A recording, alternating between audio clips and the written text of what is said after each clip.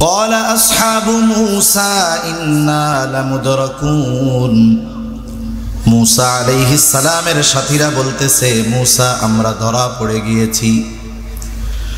যদিও এখনো ধরা পড়ে নাই, তবে বাঁচারও তো কোনো উপায় নাই। একদিকে ফেরাউন তার সৈন্য সামন্ত নিয়ে ঘিরে ধরেছে, আর একদিকে সমুদ্র। হয়তো ফেরাউন তার সৈন্য সামন্তের অস্ত্রের আঘাতে মরতে হবে, অথবা লোহিত সাগরের মধ্যে পড়ে মরতে হবে। এই জন্য বিপদ যেহেতু মোটামুটি সুনিশ্চিত, এই জন্য মুসা আলাইহিস সালামের সাথীরা বলতেছে আমরা ধরা পড়ে গিয়েছি। মুসা আলাইহিস সালাতু ওয়াস সালাম তার উম্মতদের সান্ত্বনা দেওয়ার জন্য বক্তব্য দিলেন, কারণ প্রত্যেকটা নবী হলেন তার উম্মতের মূল নেতা। দুনিয়ায় যেই দলের হোক, আমাদের প্রকৃত নেতা হলেন মুহাম্মাদুর রাসূলুল্লাহ। দুনিয়াতে নেতার কাজ কি? নেতার কাজ হলো তার অনুসারীরা যখন ঝিমিয়ে পড়ে, ভীত সন্ত্রস্ত হয়ে পড়ে, নেতা তার বক্তব্যের মাধ্যমে ঝিমিয়ে পড়া কর্মীদের মাঝে, অনুসারীদের মাঝে প্রাণ ফিরিয়ে আনে। মুসা আলাইহিস সালাতু ওয়াস সালাম বক্তব্য দিলেন, তারা বলতেছে ইন্না লামুদরাকুন, আমরা ধরাই পড়ে গেছি, আর বাঁচার কোনো উপায় নাই। মুসা আলাইহিস সালাম জবাবে বলতেছেন, ক্বালা কাল্লা ইন্না মাইয়া রাব্বি সায়াহদিন। মুসা আলাইহিস সালামের সাথীরা বলে আমরা ধরা পড়ে গিয়েছি। মুসা আলাইহিস সালাম জবাবে প্রথমেই বলেন কাল্লা, কখনোই নয়। তার মানে ফেরাউন আমাদের এখনো ধরতে পারবে না, কোনোদিন আমাদেরকে আর সে ধরতে পারবে না। বনি ইসরাইলের অভ্যাস ছিল শব্দে শব্দে প্রশ্ন করা জাতি তারা, কিন্তু মুসা আলাইহিস সালাম এই ছোট্ট বাক্যের মধ্যে বনি ইসরাইলদের অন্তরে আগত অনাগত সম্ভবত সব ধরনের প্রশ্নের জবাব তিনি জানায়া দিলেন। ওরা হয়তো প্রশ্ন করতে পারত, মুসা আপনি কি বলেন? শত্রু এত কাছে, পার হওয়ার জন্য কোনো ব্যবস্থা নাই, আর আপনি বলতেছেন কখনোই ধরা পড়ব না। তাদের সাথে যে যুদ্ধ করব, আমাদের কাছে তো কোনো অস্ত্র নাই। মুসা আলাইহিস সালাম কেমন যেন জবাবে বলতেছে, শোনো, ফেরাউনের সাথে যত অস্ত্র থাক, যত লোকবল থাক, আমাদেরকে ধরতে পারবে না। কারণ হলো ইন্না মাইয়া রব্বি, আমার সাথে রব আছে। ولا ترتدوا على أدباركم فتنقلبوا خاسرين صدق الله العلي العظيم اللهم صل على محمد وعلى آل محمد كما صليت على إبراهيم وعلى آل إبراهيم إنك حميد مجيد اللهم بارك على محمد وعلى آل محمد كما باركت على إبراهيم وعلى آل إبراهيم إنك حميد مجيد بلغ العلا بكماله كشف الدجى بجماله حسنت جميع خصاله صلوا عليه وآله আল্লাহর মহব্বতে আমরা একটু জবান খুলে জিকির করি, লা ইলাহা ইল্লাল্লাহ লা ইলাহা ইল্লাল্লাহ লা ইলাহা ইল্লাল্লাহ লা ইলাহা ইল্লাল্লাহ লা ইলাহা ইল্লাল্লাহ লা ইলাহা ইল্লাল্লাহ লা ইলাহা ইল্লাল্লাহু মুহাম্মাদুর রাসূলুল্লাহ সাল্লাল্লাহু আলাইহি ওয়াসাল্লাম। আলহামদুলিল্লাহ, ঢাকা শিক্ষা বোর্ড স্টাফ কোয়ার্টারবাসীর উদ্যোগে আয়োজিত 13তম বার্ষিক ওয়াজ মাহফিলের সম্মানিত শ্রদ্ধেয় সভাপতি, আমন্ত্রিত উলামায়ে কেরাম, সামনে উপস্থিত মুরব্বিয়ানে কেরাম, সমবয়সী যুবক বন্ধু, স্নেহের ছোট ভাই এবং পর্দার অন্তরালে অবস্থানরতা সম্মানিতা শ্রদ্ধেয় মা ও বোন, দয়াময় আল্লাহ রব্বুল আলামিনের দরবারে অগণিত শুকর যে মহান মালিক আমাদের হায়াতে বরকত দিয়ে সুস্থ রেখে এতক্ষণ পর্যন্ত বাংলার নন্দিত মুফাসসিরে কোরআন, বিশিষ্ট ইসলামী চিন্তাবিদ মুফতি আবিদ আল আহসান হাফিজাহুল্লাহ হজরতের জবান থেকে খুবই গুরুত্বপূর্ণ কথা আপনারা শ্রবণ করতেছিলেন। সেই ধারাবাহিকতায় আমিও আপনাদের খেদমতে কিছু দ্বীনি কথা পেশ করবার লক্ষ্যে পবিত্র কোরআনুল কারীমের অন্যতম প্রসিদ্ধ সূরা মাইদা থেকে 2টা আয়াত তিলাওয়াত করেছি। আল্লাহ তাআলার কাছে তৌফিক চাই, অল্প সময়ের মধ্যে আল্লাহ তাআলা আমাকে কিছু কথা আপনাদের খেদমতে বলার সুযোগ করে দেন, যে কথাগুলো আমাদের সবার দুনিয়া এবং আখিরাতের জন্য কল্যাণকর হয়। সকলে বলি আমিন। সম্মানিত উপস্থিতি, আপনারা সকলেই কম বেশি এই বিষয়টা অবগত আছেন। সেই অক্টোবর মাসের শুরু থেকে নিয়ে এখন পর্যন্ত গোটা দুনিয়ার বিস্ফোরা যাকে বলা হয়, এই ইসরায়েল এরা গাজার নিরহ মজলুম মুসলমানদের উপরে একাধারে যেই হামলা গণহত্যা চালিয়ে যাচ্ছে, এটা নিঃসন্দেহে ইতিহাসে এক নেক্কারজনক ঘটনা। কিন্তু এই বিষয়টা কিছুদিন আগেও আমাদের দেশ সহ গোটা দুনিয়ার সব মেইন স্ট্রিম মিডিয়াগুলোতে ফলাও করে প্রচার করার কারণে এ বিষয়গুলো নিয়ে আমরা একটু ইন্টারেস্টেড ছিলাম, অবগত ছিলাম।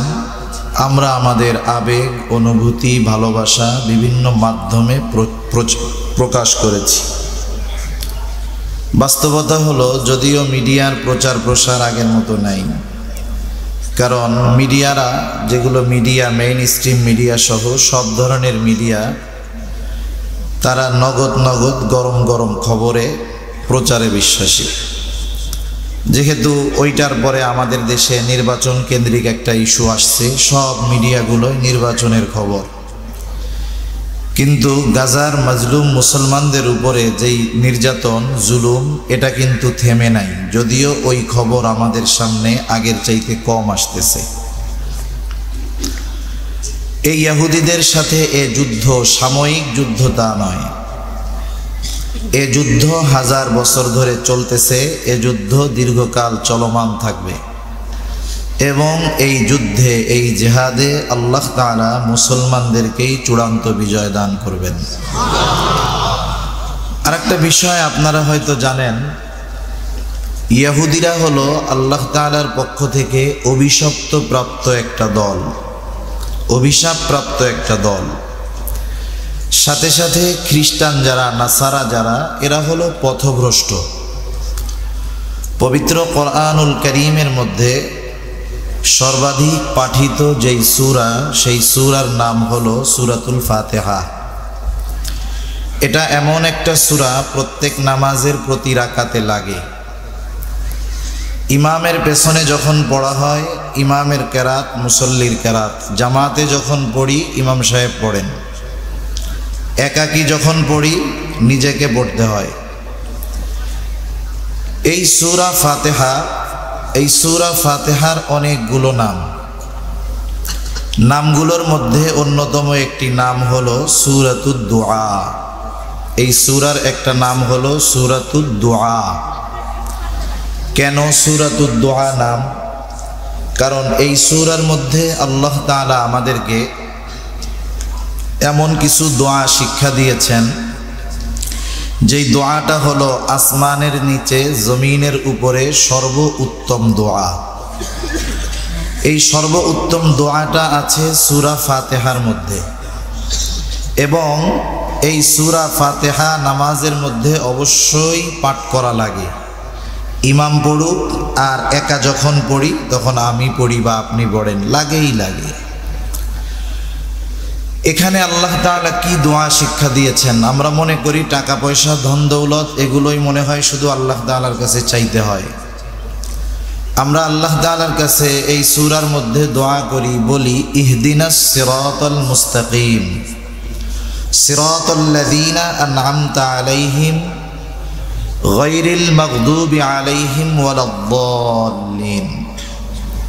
আমরা আল্লাহ তাআলার কাছে তার অনুগ্রহ প্রাপ্তরা যেই পথের পথিক ছিল সেই পথে চলার জন্য সাহায্য চাই,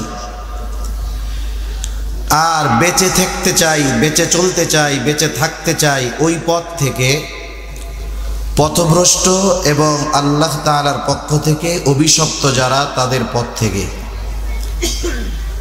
আমরা ইহুদি নাসারাদের পথ থেকে আল্লাহ তাআলার কাছে বেঁচে থাকার জন্য দোয়া করি। একটা সাধারণ মানুষও যদি একটু চিন্তা করে তাহলে এই দুইটা দোয়ার সারমর্ম গভীরতা উপলব্ধি করতে পারবে।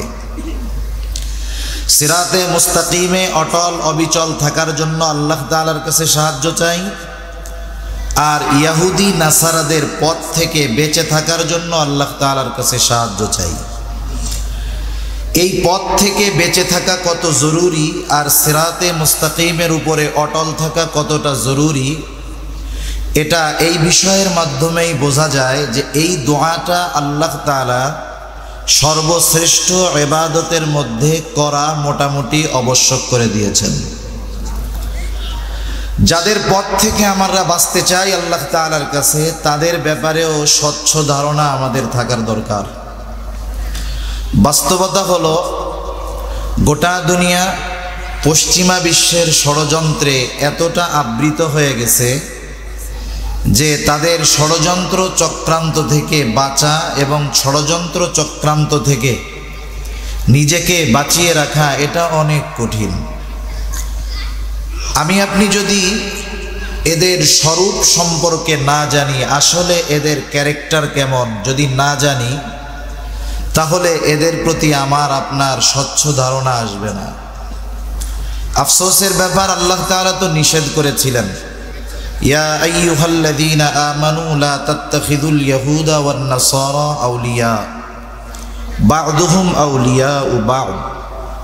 আল্লাহ তাআলা বলেন, হে ঈমানদারেরা, লা তাত্তাখিযুল ইয়াহুদা ওয়ান নাসারা আউলিয়া, তোমরা ইহুদি খ্রিস্টানদেরকে বন্ধুরূপে গ্রহণ করিও না।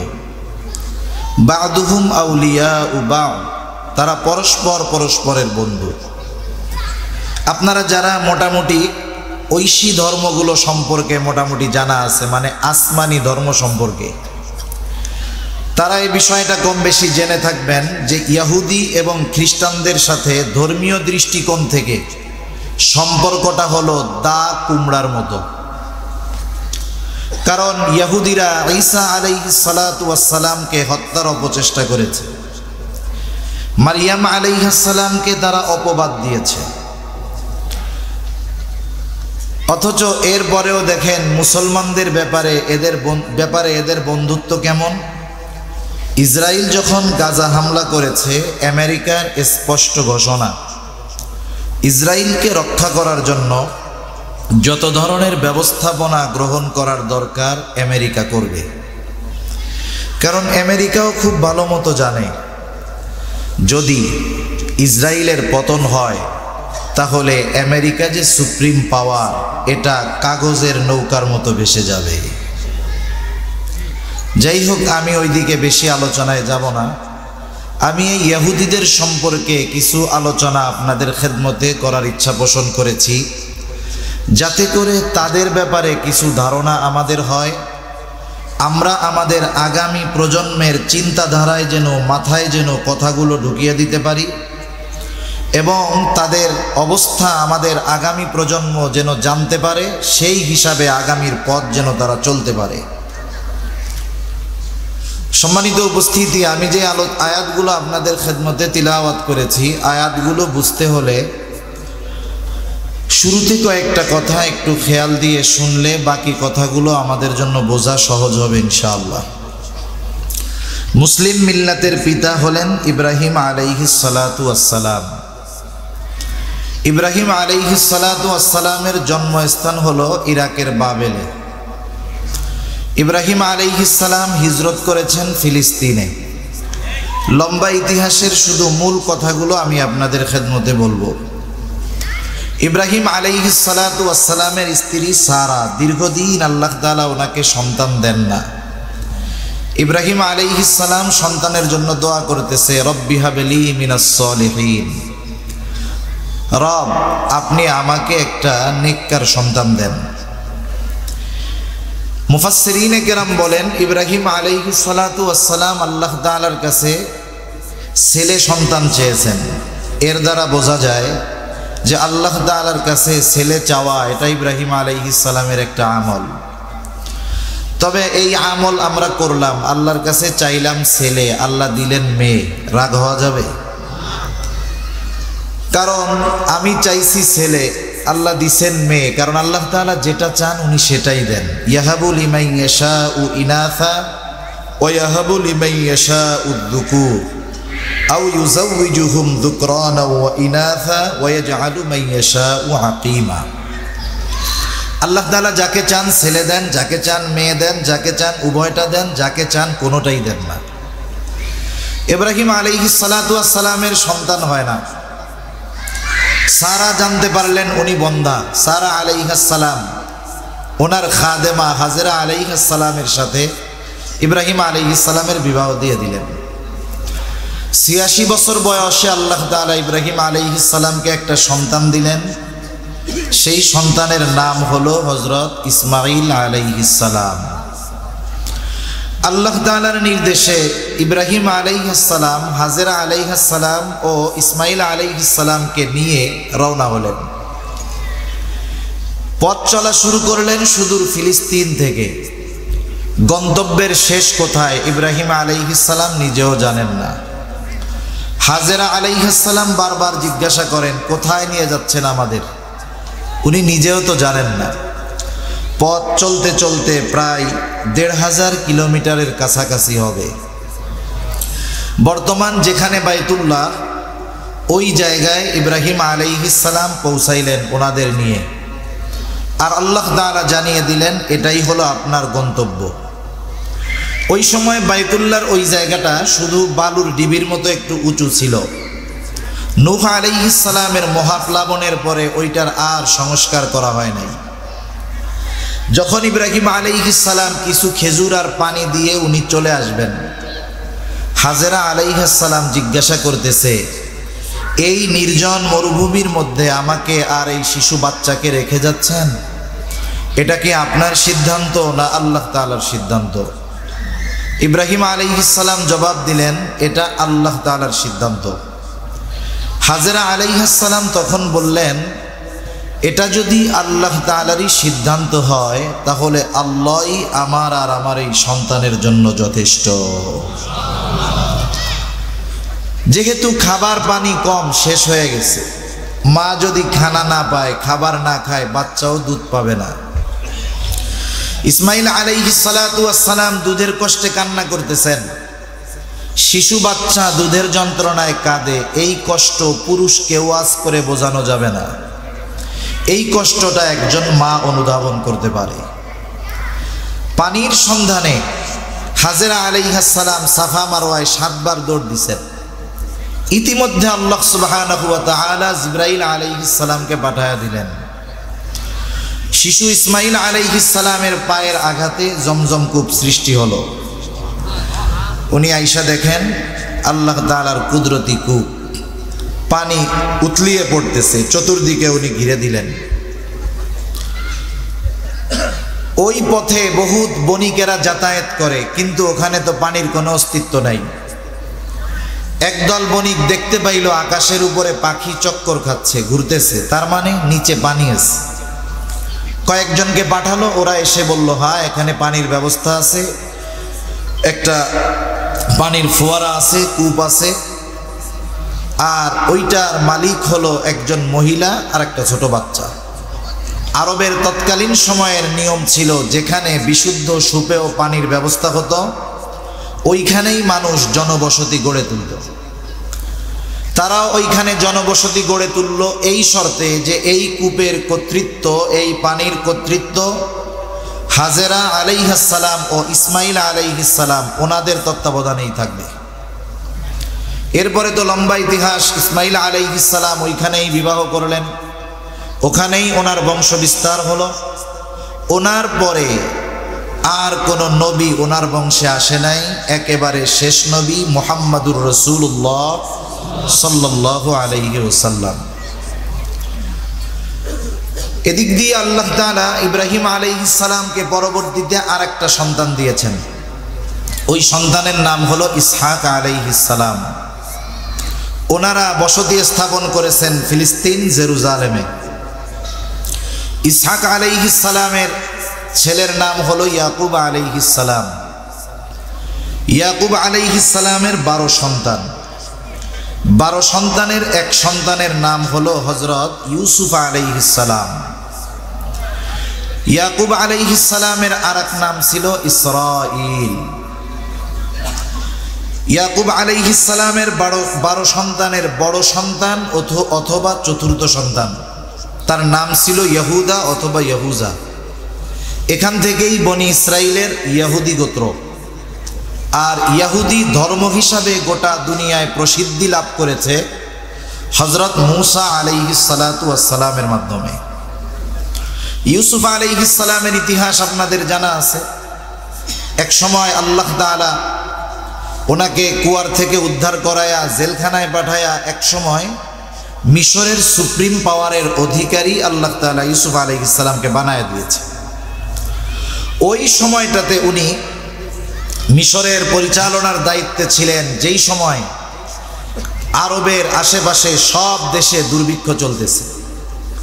ইউসুফ আলাইহিস সালাম জেলখানায় থাকতে ওই যে বাদশার স্বপ্নের ব্যাখ্যা দিয়েছিলেন, 7 বছর ফসল ভালো হবে, বাকি 7 বছর দুর্ভিক্ষ দেখা দিবে।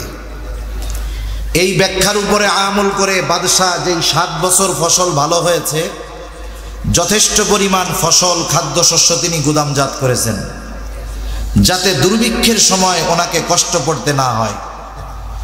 কিন্তু এত পরিমাণ শস্য উনি ভান্ডারে জমা করছেন যে মিশরের মানুষের চাহিদা পূরণ করার পরেও আশেপাশের মানুষকে উনি খাদ্যশস্য দিতে পারতেন। ইউসুফ আলাইহিস সালামের হাতে এই জিম্মাদারি। ইউসুফ আলাইহিস সালাতু ওয়াস সালামের ভাইরা পাশের দেশ ফিলিস্তিনেই তো অবস্থান করে। ওই 10 ভাই আসছে ইউসুফ আলাইহিস সালামের কাছে, তখন তো চিনতে পারে নাই। সর্বশেষ সকলের মধ্যে পরিচয় হয়েছে। ইউসুফ আলাইহিস সালাম পিতা ইয়াকুব আলাইহিস সালামকে বললেন, সবাইকে নিয়ে আপনি জেরুজালেম থেকে, ফিলিস্তিন থেকে হিজরত করে মিশরে চলে আসেন। এখন ইয়াকুব আলাইহিস সালাম তার সন্তান সন্ততি সকলকে নিয়ে হিজরত করে চলে আসলেন ফিলিস্তিন থেকে, জেরুজালেম থেকে মিশরে। তাহলে মোটামুটি এতটুকু আমাদের মনে রাখলে হবে যে বনি ইসরাইলের আদি নিবাস ছিল জেরুজালেম। এরপরে এরা এখানে আসছে, লম্বা সময় ভালো কাটছে এদের। একটা সময় বনি ইসরাইলের উপরে কিপ্তি বংশের প্রভাব বাড়ছে, ফেরাউন ক্ষমতায় বসছে। ফেরাউন একটা উপাধি, ফেরাউন একটা উপাধি। মিশরের শাসনকর্তা যেই হইতো তার উপাধি হইতো ফেরাউন, কিন্তু এ উপাধিতেই নাম হিসাবে প্রসিদ্ধি লাভ করছে। তা একটা সময় ফেরাউনের জুলুম অত্যাচারের মাত্রা খুব বাড়ছে। আল্লাহ তাআলা মূসা আলাইহিস সালামকে দুনিয়ায় পাঠাইলেন। যেই ফেরাউন শিশু বাচ্চাদের হত্যা করার অপচেষ্টা করেছে, হত্যাকাণ্ড চালিয়েছে, তার ঘরে মূসা আলাইহিস সালামকে বড় করেছেন। এক সময় আল্লাহ নবুয়াত দিয়েছেন, সাথে সাথে হারুন আলাইহিস সালাম সহ আল্লাহ তাআলা নির্দেশ দিয়েছেন, তোমরা ফেরাউনকে দাওয়াত দাও। বলেন তো হেদায়েতের মালিক কে? আর একটু জোরে বলেন না কে? আল্লাহ। আল্লাহ তাআলা যাকে চান তাকেই হেদায়েত দেন। তবে হেদায়েত নসিব কার কপালে আছে, হেদায়েত কার নসিব হবে, এটা দৃশ্যমান কিছু বিষয় দেখে অনুধাবন করা যায়।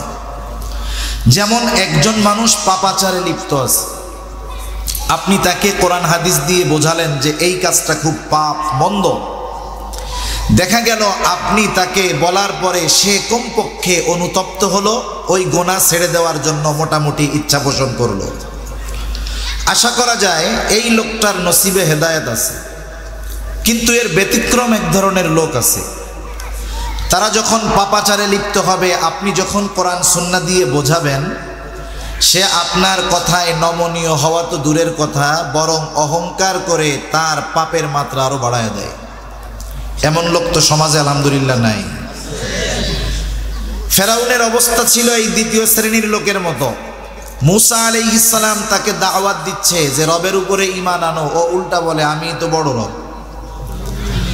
সর্বশেষ পরিস্থিতি আল্লাহ তাআলা মুসা আলাইহিস সালামকে বললেন, পয়গম্বর আপনি বনি ইসরাইলদের নিয়ে মিশর ছেড়ে চলে যান। আল্লাহ তাআলা চাইলেন এই জালেমের হাত থেকে বনি ইসরাইলদের নিষ্কৃতি দিবেন, সাথে সাথে ওই যে তাদের আদি নিবাস জেরুজালেমের কর্তৃত্ব আল্লাহ তাআলা বনি ইসরাইলদের হাতে তুলে দিবেন।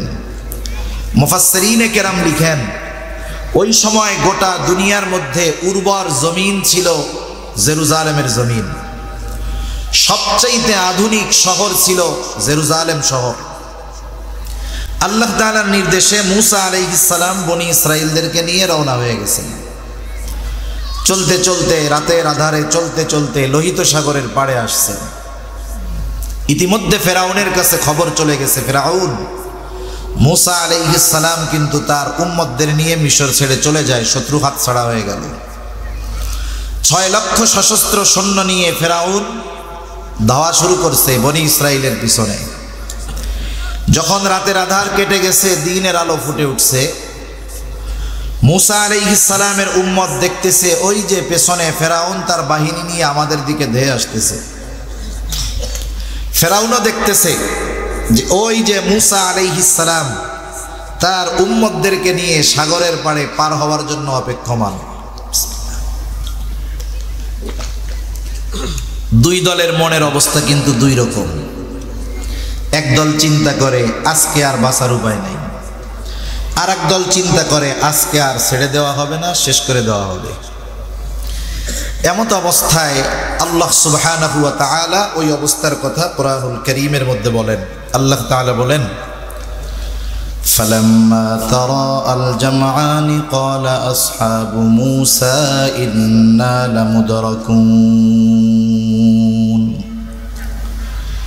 আল্লাহ রাব্বুল আলামিন বলেন, যখন এক দল অপর দলকে দেখতে পাইল, ক্বালা আসহাবু মূসা ইন্না লামুদরাকুন, মূসা আলাইহিস সালামের সাথীরা বলতেছে, মূসা আমরা ধরা পড়ে গিয়েছি। যদিও এখনো ধরা পড়ে নাই, তবে বাঁচারও তো কোনো উপায় নাই। একদিকে ফেরাউন তার সৈন্য সামন্ত নিয়ে ঘিরে ধরেছে, আর একদিকে সমুদ্র।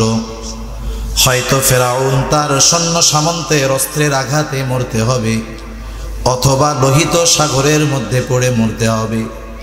এই জন্য বিপদ যেহেতু মোটামুটি সুনিশ্চিত, এই জন্য মূসা আলাইহিস সালামের সাথীরা বলতেছে আমরা ধরা পড়ে গিয়েছি।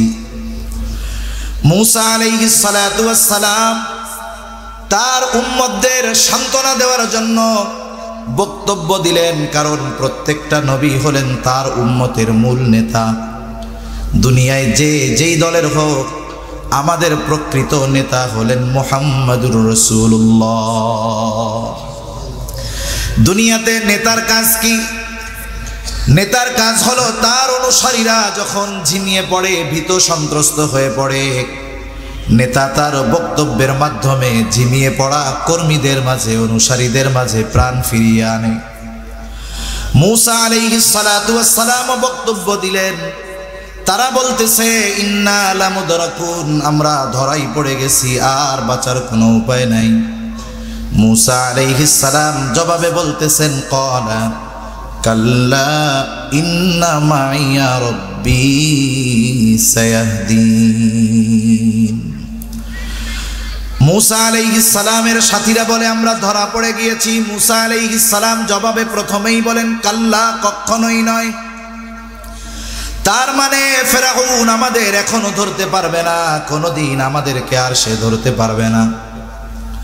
বনি ইসরাইলের অভ্যাস ছিল শব্দে শব্দে প্রশ্ন করা জাতি তারা, কিন্তু मूसा আলাইহিস সালাম এই ছোট্ট বাক্যের মধ্যে বনি ইসরাইলদের অন্তরে আগত অনাগত সম্ভবত সব ধরনের প্রশ্নের জবাব তিনি জানায়া দিলেন।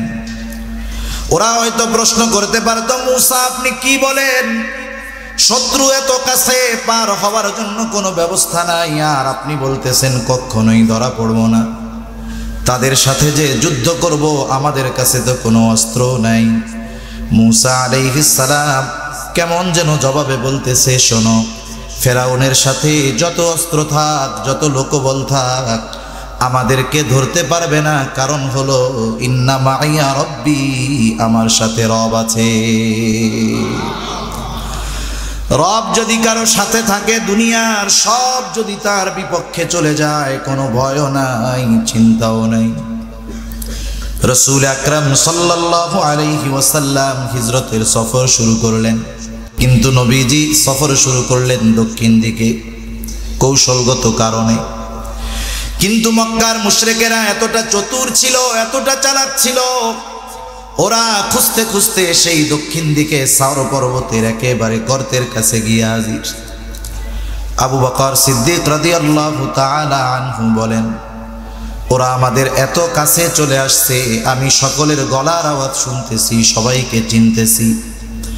তারা আমাদের খুঁজতেছে, আমাদেরকে পাওয়ার জন্য, দেখার জন্য তাদের বেশি দূরে যাওয়ার কোনো দরকার ছিল না। তারা যদি শুধু তাদের নিজেদের পায়ের দিকে তাকাইতো, আমাকে আর রাসূলুল্লাহ সাল্লাল্লাহু আলাইহি ওয়াসাল্লামকে দেখতে পাইতো। আবু বকর সিদ্দিক রাদিয়াল্লাহু তাআলা আন ওই অবস্থায় এতটা ভীত চিন্তিত ছিলেন, ওনার চেহারার মধ্যে ভয়ের ছাপ, চিন্তার ছাপ রাসূলুল্লাহ সাল্লাল্লাহু আলাইহি ওয়াসাল্লাম দেখতে পারলেন। আবু বকর তো খাঁটি আশিকে রাসূল। আবু বকরকে যদি 100 জীবন দেওয়া হতো, 100 জীবন, আর যদি বলা হতো আবু বকর এই 100 জীবন তুমি 100 বার নবীর জন্য কোরবান করবা, কোনো দ্বিধা দ্বন্দ্ব ছাড়া আবু বকর তার এই 100 জীবন নবীর জন্য কোরবান করে দিত। আবু বকর রাদিয়াল্লাহু তাআলা আনহুর চেহারায় চিন্তার ছাপ। রাসূল আকরাম সাল্লাল্লাহু আলাইহি ওয়াসাল্লাম আবু বকর সিদ্দিক রাদিয়াল্লাহু তাআলা আনহুকে সান্ত্বনা দিচ্ছেন, অভয় দিচ্ছেন, অভয়। ওই গর্তের মধ্যে তো 2 জন, দুনিয়ার আর কেউ নেই।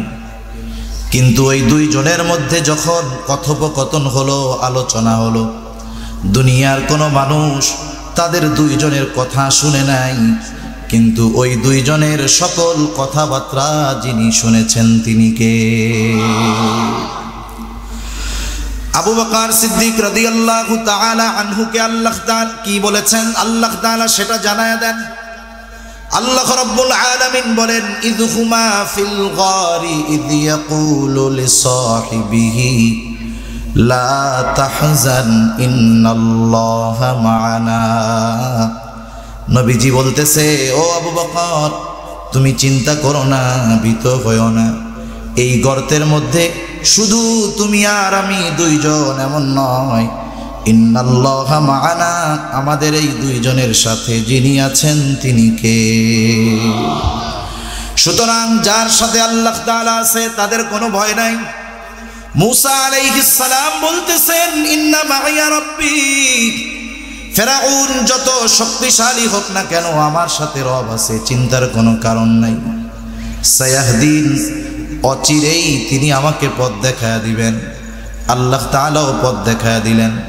আল্লাহ তাআলা বলেন, ফাআউহাইনা ইলা মূসা আন ইদরিব বিআসাকাল বাহর ফানফালাকা ফাকানা কুল্লু ফিরকিন কাত-তাউদিল আযীম।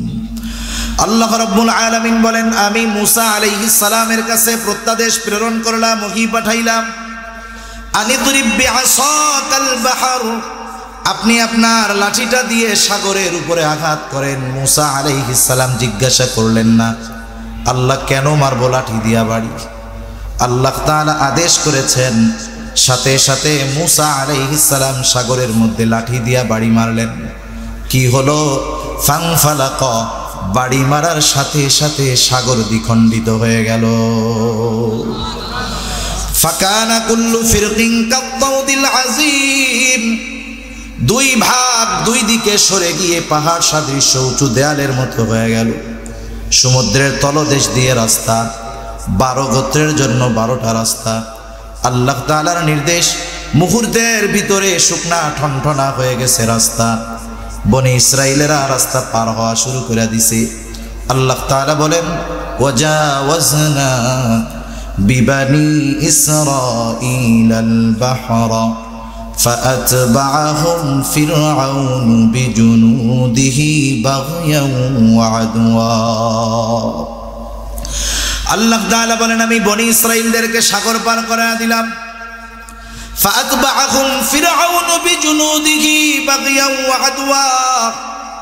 বনি ইসরাইলরা যখন মাঝ রাস্তায় পৌঁছায় গেল, ফিরআউন চলে আসছে রাস্তার গোড়ায়।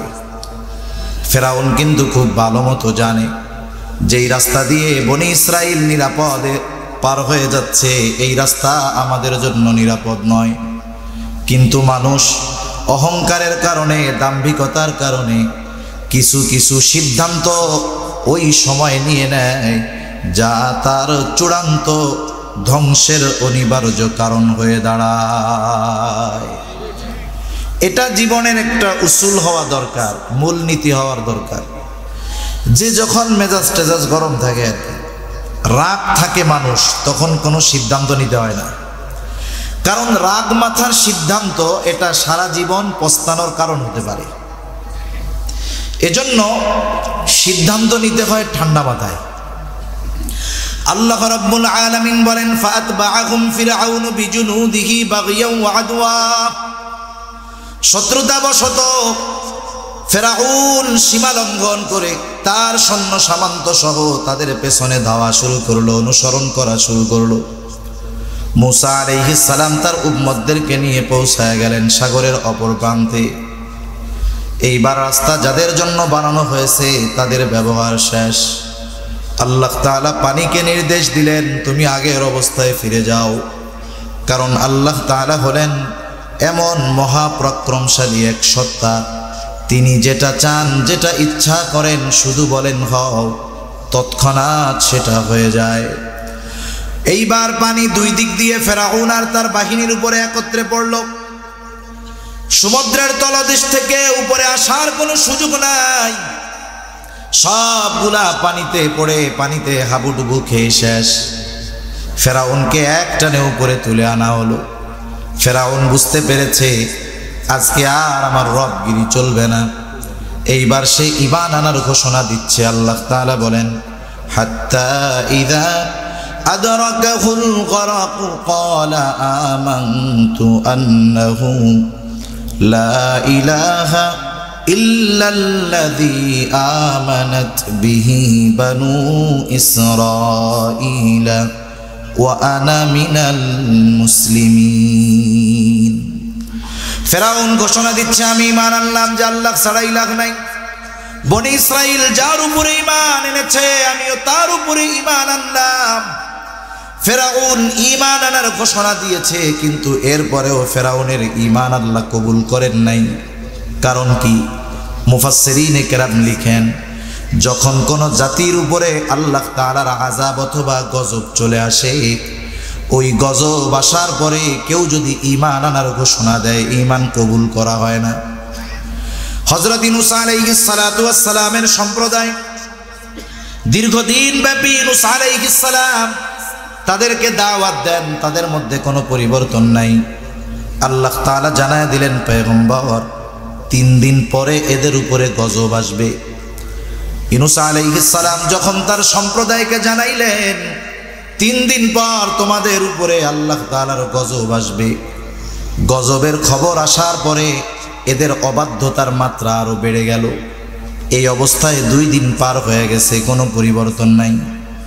যেই দিন গজব আসবে ইউনূস আলাইহিস সালাম চিন্তা করলেন এদের তো অবস্থা যা, পরিবর্তনের কোনো ভাব নাই। আল্লাহ তাআলা যখন কোথাও আযাব দেন, গজব দিয়েছেন, আগে ওইখানে যদি কোনো নবী থেকেছেন তাকে এবং মুমিনদেরকে নিরাপদ স্থানে আল্লাহ আগে সরাইছেন, এরপরে গজব দিয়েছেন। সব কিছু বিবেচনা করে আল্লাহ তাআলার পক্ষ থেকে নির্দেশ আসার আগে ইউনূস আলাইহিস সালাম এলাকা ছেড়ে নিরাপদে রওনা হয়ে গেলেন। যেই দিন গজব আসবে ওই দিন সকালবেলা ইউনূস আলাইহিস সালামের সম্প্রদায় ইউনূস আলাইহিস সালামের বাড়িতে এসে দেখে ওনার বাড়িতে কেউ নাই। ওরা চিন্তা করে আমরা এতটা কাল ইউনূস আলাইহিস সালামকে এত কষ্ট দিলাম, কখনোই তিনি আমাদের ছেড়ে যান নাই, তাহলে কোথায় গেল? কয়েকজনকে পাঠাইছে, যাও আশেপাশে একটু খুঁজে টুজে দেখে আসো। খুঁজে এসে তারা জানায় ইউনূস আলাইহিস সালামের কোথাও দেখা পাওয়া যায় নাই। ওরা মনে করছে হয়তো আল্লাহ তাআলার গজব সুনিশ্চিত আসবে, এই জন্য ইউনূস আলাইহিস সালাম চলে গেছে। তাদের মধ্যে ভীতি সঞ্চার হলো। এইবার তারা ভুল বুঝতে পারলো, তওবা করলো, ঈমান আনলো। তারা ঈমান আনার কারণে আল্লাহ তাআলা তাদের উপরে যেই গজব দিতে চেয়েছিলেন, গজব আসার আগে ঈমান আনার কারণে আসন্ন গজব আল্লাহ তাআলা উঠায় নিয়ে গেলেন। ফেরাউন ঈমান আনার ঘোষণা দিয়েছে গজব আসার আগে নাকি পরে? এই জন্য ফেরাউনের ঈমান আল্লাহ কবুল করেন নাই। আল্লাহ তাআলা জানায় দিলেন তুমি তো মরবাই, তবে শুনে নাও তোমার পরিণতিটা কি হবে।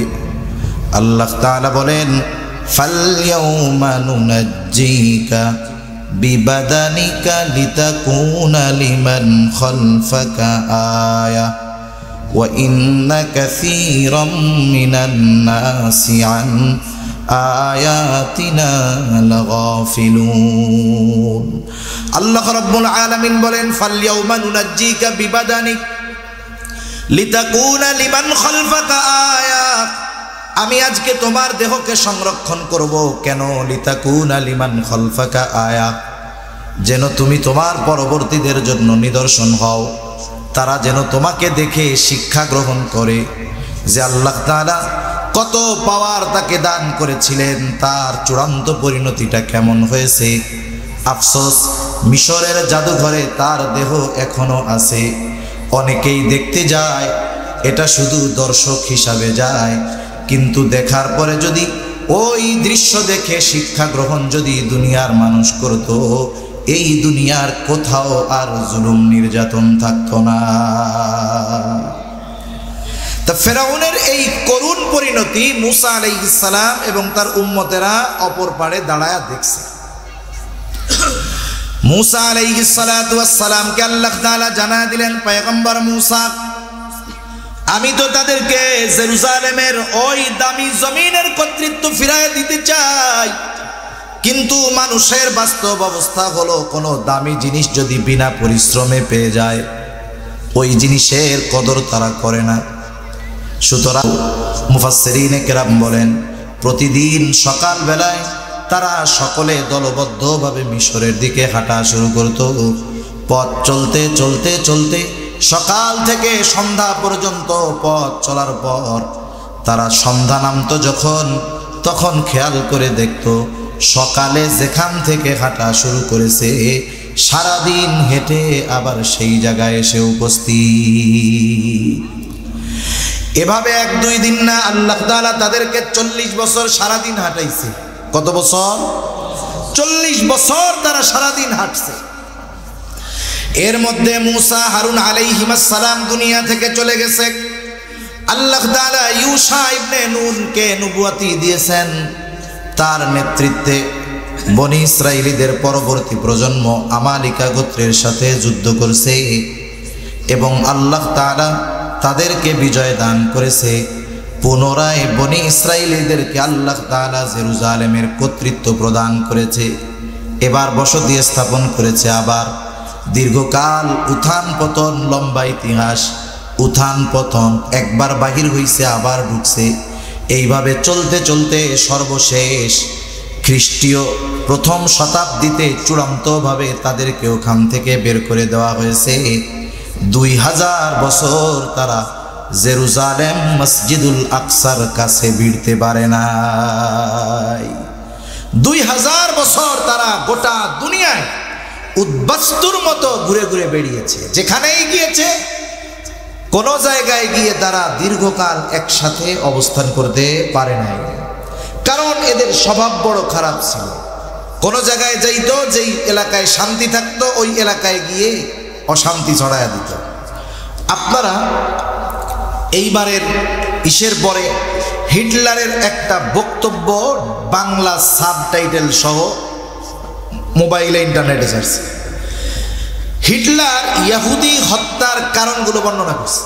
যদিও বলা হয় গ্যাস চেম্বারে 60 লক্ষ ইহুদিদেরকে হত্যা করছে, কিন্তু লিগেল ইতিহাস বলে এই সংখ্যাটার মধ্যে সন্দেহ আছে। 60 লক্ষ ইহুদিদেরকে হত্যা করছে।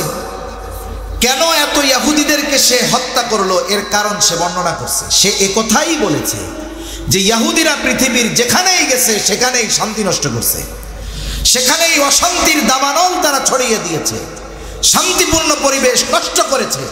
এজন্য এই দুনিয়াতে থাকার অধিকার তাদের নেই। 2000 বছর তারা বিভিন্ন জায়গায় উদ্বাস্তুর মতো ঘুরছে।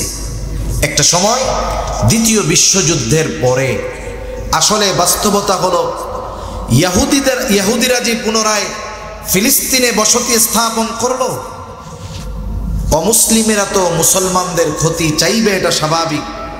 কিন্তু ইতিহাস যদি ভালো মতো পড়া হয় দেখা যাবে এই বসতি স্থাপনের পেছনে ইউরোপ আমেরিকার যতটা না ভূমিকা তার চাইতে বেশি ভূমিকা ছিল মুসলমান নামদারি মুনাফিকদের। এই কারণেই এখানে তারা বসতি স্থাপন করতে পেরেছে। আজকে উসমানী খেলাফতের পতন ঘটছে, 100 বছর হয়ে গেল। এই খেলাফতের পতন ঘটেছে মুসলিম নামদারি মুনাফিকদের কারণে। এইখানে বসতি স্থাপন করতে পেরেছে মুসলিম নামধারী মুনাফিকদের কারণে।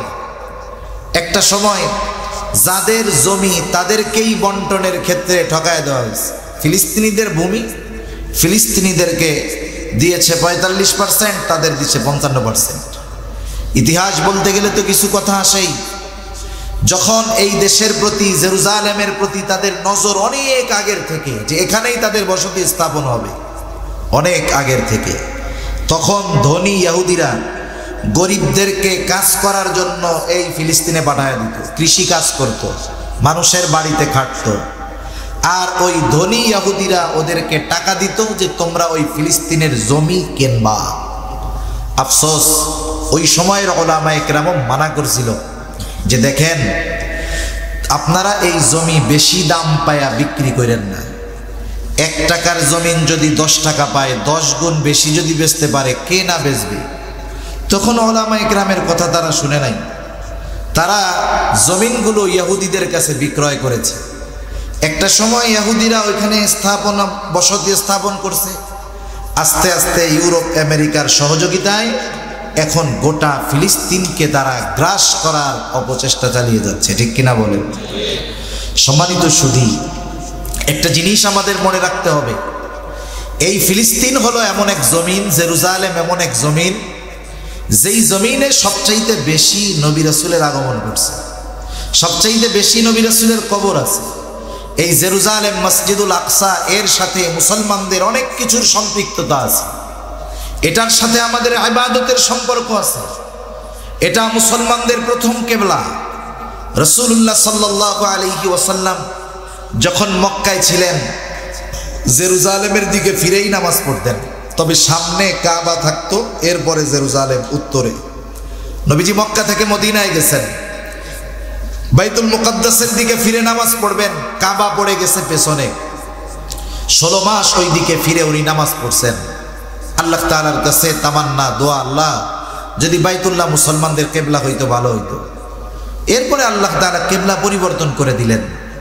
তাহলে ওইটা ছিল মুসলমানদের প্রথম কিবলা। এই বাইতুল মুকাদ্দাস এমন এক মসজিদ, এখান থেকেই রাসূল আকরাম সাল্লাল্লাহু আলাইহি ওয়াসাল্লামের মেরাজের সফর শুরু হয়েছে।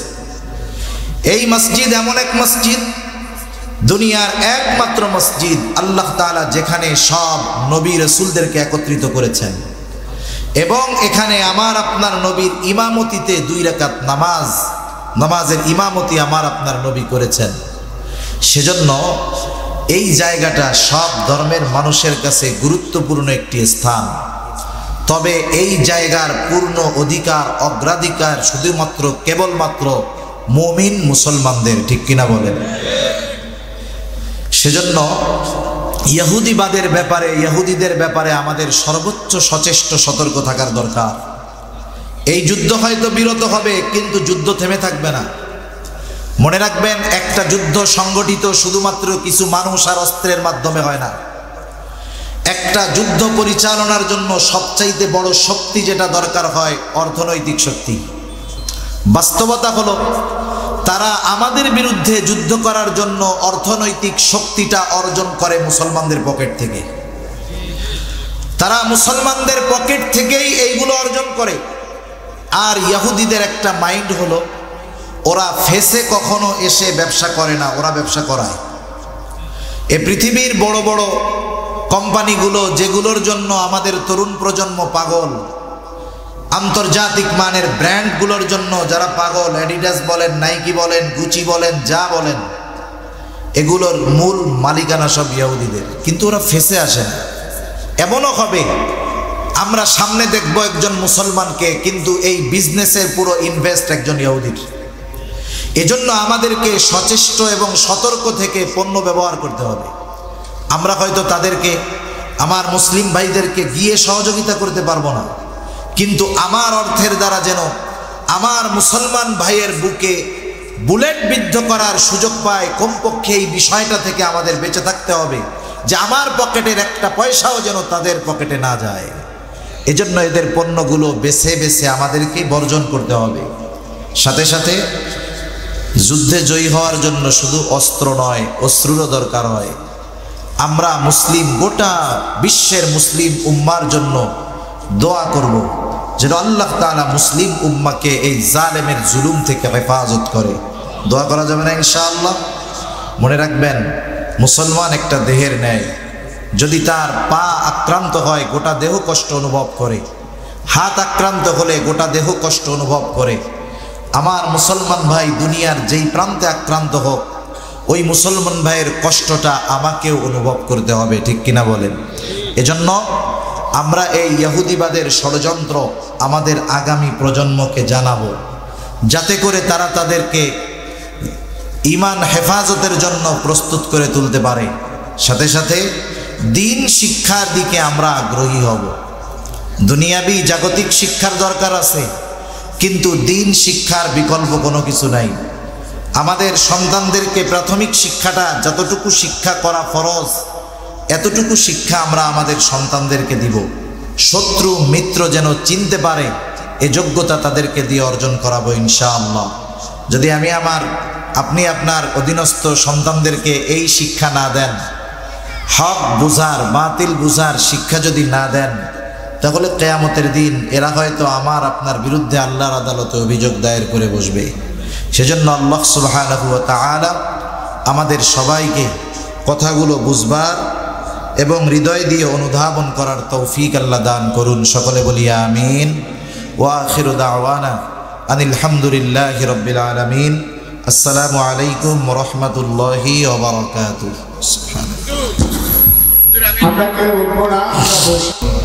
ইন্নাকা হামিদুম মাজিদ। আলহামদুলিল্লাহি রাব্বিল আলামিন ওয়াল আকিবাতু লিল মুত্তাকিন। والصلاة والسلام على خير خلقه محمد وعلى آله وأصحابه أجمعين. ربنا ظلمنا أنفسنا وإن لم تغفر لنا وترحمنا لنكونن من الخاسرين. ربنا آتنا في الدنيا حسنة وفي الآخرة حسنة وقنا عذاب النار. ربنا لا تزغ قلوبنا بعد إذ هديتنا وهب لنا من لدنك رحمة إنك أنت الوهاب ওগো দয়াময় আল্লাহ, গভীর রাত পর্যন্ত দিনই আলোচনা করার পরে গুনাহ মাখা হাত আমরা তুলে ধরেছি। আয় আল্লাহ, রাত যত গভীর হয় দুনিয়ার মানুষের দরজাগুলো বন্ধ হয়ে যায়, আর রাত যত গভীর হয় আপনার রহমতের দুয়ার তত উন্মোচিত হয়। আয় আল্লাহ, আমরা গুনাহগার, আপনি গফফার, আপনি আপনার গফুর গফফার রহিম রহমান নামের ওসিলায় যে যেখান থেকে হাত উঁচু করেছি আমাদের সকলের বিগত জীবনের সকল ধরনের গুনাহগুলো আপনি মাফ করে দেন। আয় আল্লাহ, আমাদের আত্মীয় স্বজন যে যেখানে আছে মাফ করে দেন আল্লাহ। যারা দুনিয়া ছেড়ে চলে গেছে তাদের মাফ করে কবরগুলো জান্নাতের টুকরো আপনি বানায় দেন। আয় আল্লাহ, খাস করে আজকের এই মাহফিল আপনি কবুল আর মঞ্জুর করে নেন। আয় আল্লাহ, ঢাকা শিক্ষা বোর্ড স্টাফ কোয়ার্টারবাসী এই আয়োজন করেছে আল্লাহ, তাদেরকেও আপনি কবুল আর মঞ্জুর করেন। খাস করে মাহফিল কামিয়াবির জন্য যারা অর্থ দিয়ে, শ্রম দিয়ে, সময় দিয়ে, সৎ পরামর্শ দিয়ে, শত ব্যস্ততাকে উপেক্ষা করে সময় দিয়ে বসে থেকে আল্লাহ মাহফিল কামিয়াবির জন্য সহযোগিতা করেছে, সকলের সকল ধরনের সাহায্য সহযোগিতা আপনি কবুল আর মঞ্জুর করে নেন ইয়া রাব্বাল আলামিন। কে কোন আশায় সহযোগিতা করেছে আপনার জানতে বাকি নাই। সকলের মনের নেক চাওয়া, নেক আশা আল্লাহ আপনি কবুল করে নেন। মাহফিলকে এলাকার হেদায়েতের জরিয়া বানায় দেন। আয় আল্লাহ, খাস করে মাওলা যা কিছু আলোচনা হয়েছে প্রয়োজনীয় কথাগুলো স্মরণে রাখার তৌফিক দিয়ে দেন। আমলের কথাগুলো আমলে পরিণত করার তৌফিক দেন। অপ্রয়োজনীয় কথাগুলো জেহেন থেকে আল্লাহ আপনি মুছে দেন ইয়া রাব্বাল আলামিন। খাস করে যারা অসুস্থ আছে সুস্থতা দান করেন আল্লাহ ইয়া রাব্বাল আলামিন। যারা অভাবে আছে অভাব দূর করে দেন। যারা ঋণগ্রস্ত আছে ঋণ পরিশোধ করার তৌফিক আল্লাহ আপনি দিয়ে দেন। হারাম হালাল বেঁচে চলার তৌফিক দেন। হালাল রুজি অন্বেষণের তৌফিক আল্লাহ আপনি দিয়ে দেন। যারা বেকার আছে উত্তম হালাল কর্মসংস্থানের ব্যবস্থা আল্লাহ আপনি করে দেন। আয় আল্লাহ, আমাদের আয়ের ভিতরে বরকত দেন। বরকতময় প্রশস্ত রিজিক আল্লাহ আপনি দিয়ে দেন।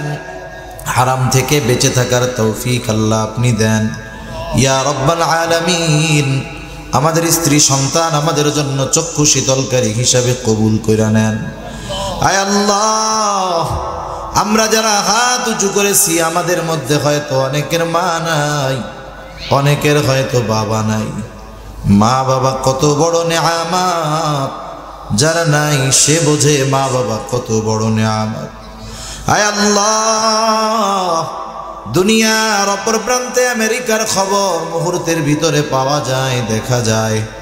3 হাত মাটির নিচে মহব্বতের মা বাবার কবরের খবর জানাও যায় না, দেখাও যায় না। আয় আল্লাহ, গুনার কারণে যদি কারো মা বাবার কবরে আযাব হয়, আমাদের মধ্যে যাকে পছন্দ, যারা আমল পছন্দ, তার আমলের ওসিলায় ওই মা বাবার কবরের আযাব আল্লাহ আপনি মাফ করে দেন।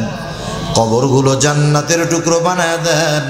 কিয়ামতের দিন ডান হাতে আমলনামা দিয়ে হিসাব সহজ করে জান্নাতের ব্যবস্থা আপনি করে দিয়েন।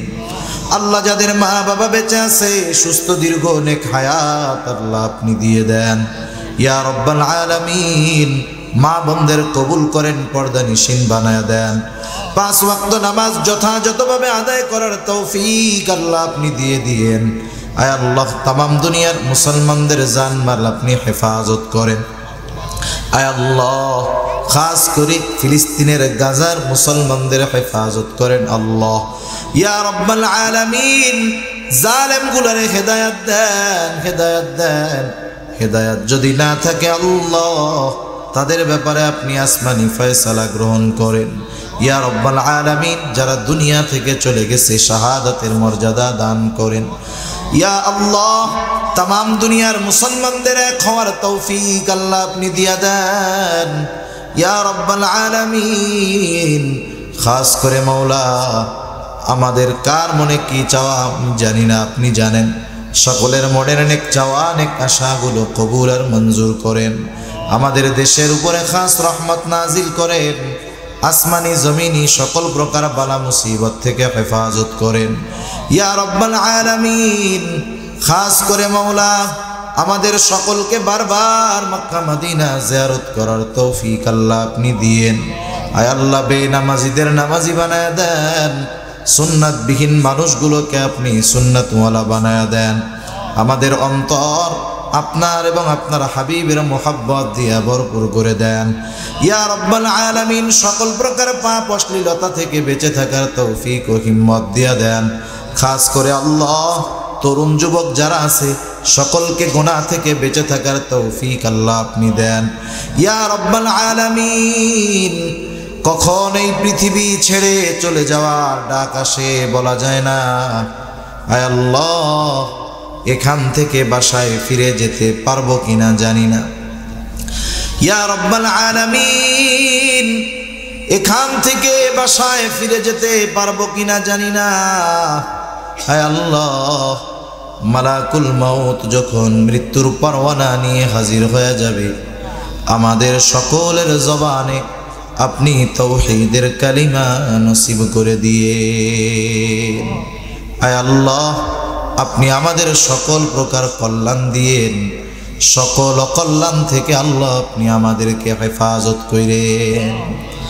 ইহদিনাস সিরাতাল মুস্তাকিম, ইহদিনাস সিরাতাল মুস্তাকিম, সিরাতাল্লাযীনা আন'আমতা আলাইহিম গায়রিল মাগদুবি আলাইহিম ওয়ালাদ-দাল্লিন।